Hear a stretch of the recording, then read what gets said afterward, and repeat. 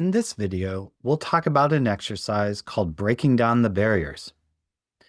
You've been practicing with your spiritual friend for weeks or maybe months. The feeling of metta is familiar now. It comes relatively easy and you can sustain it for extended periods.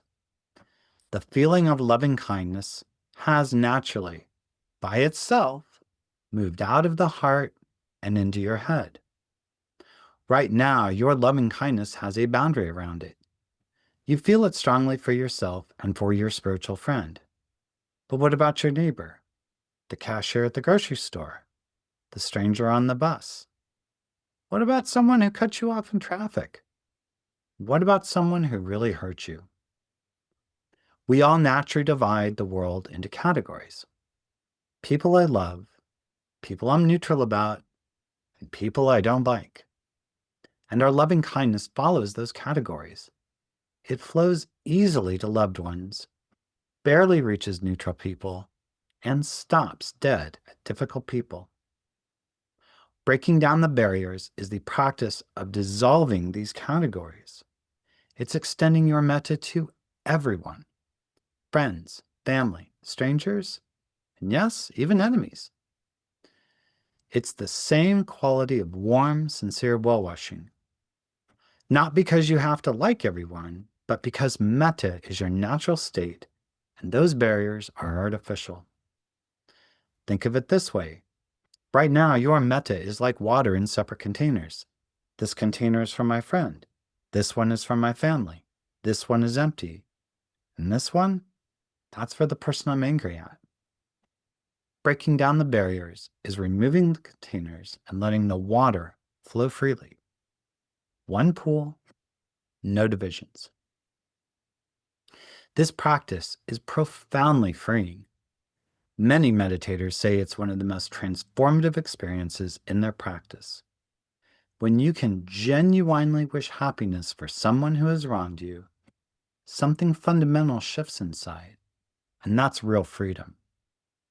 Now, here's exactly how breaking down the barriers works. You're going to extend metta to several categories of people, one at a time. For each person, you radiate loving kindness until they smile, meaning you can feel the metta flowing to them easily and naturally. This usually only takes about 1 to 3 to 5 minutes per person. This entire practice takes about 20 minutes or about 30 minutes, but no longer than an hour. You don't want to rush this, but you don't want to drag it out either. You're going to start by doing your usual 10 minutes of self-metta and then getting the feeling going strong. Then, category 1, 3 or more spiritual friends. These are people who meet the same criteria as your original spiritual friend. Living, no romantic attraction, not family, someone you respect and who makes you smile. They can be any gender. Radiate to each one until you can feel the metta flowing easily to them. Category 2, 4 living family members. Now we're crossing a barrier you haven't crossed before. Parents, siblings, children, grandparents, anyone in your family. Choose 4. Family relationships carry complexity, so if you notice resistance or complicated emotions, that's normal. Just 6R whatever comes up and return to the feeling of metta.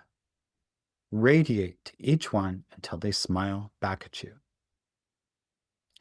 Category 3, 4 neutral people. These are people you see regularly but have no emotional connection to. The cashier at your local store, a bus driver, or a neighbor you've never spoken to. Radiate metta to each one until you can feel it flowing to them naturally. This teaches you something important. Metta doesn't require a personal connection. Category 4, difficult people or enemies. This is the big one. Let whoever comes to mind arise naturally. Radiate metta until the hostile energy dissipates. You don't need to feel deep love, just a neutral or friendly feeling. If a strong aversion arises, go back to a neutral person until your metta stabilizes, and then try the difficult person again. When you've done all 4 categories, sit for a few minutes radiating metta to all beings everywhere. No limits, no categories, just warmth in all directions. Now let's talk about the hardest part, sending metta to difficult people. This is where most people get stuck, and I want to give you some practical guidance. First, let's be realistic. Nobody is asking you to love someone who deeply hurts you. What you're aiming for is to move from active hostility or resentment to at least neutrality. Can you wish them basic well-being? Can you not wish them harm? That's enough. You are not condoning what they did. You are freeing yourself from the burden of carrying the resentment. And here's a truth that many meditators discover. Resentment and anger hurt you far more than the person that you're angry at. Holding on to ill will is like drinking poison and waiting for the other person to get sick. This practice is the antidote. Some practical strategies. If aversion is really strong, go back to the neutral person or a friend until your metta is stable again, and then try the difficult person once more.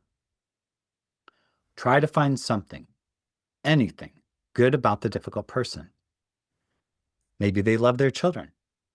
Maybe they're suffering themselves. When you can see even a sliver of their humanity, metta can flow. Remember that everyone is doing the best they can with the understanding that they have. Now, that does not excuse their behavior, but it makes it easier to wish them well. If you've experienced serious trauma, please be gentle with yourself. Start with mildly irritating people and work your way up. And consider working with a teacher who can guide you safely. And one more thing. If resentment is a major barrier, there's a specific forgiveness practice that can help. Resources for this are available on the Tranquil Mind website. Breaking down the barriers is one of the most liberating things you'll ever do.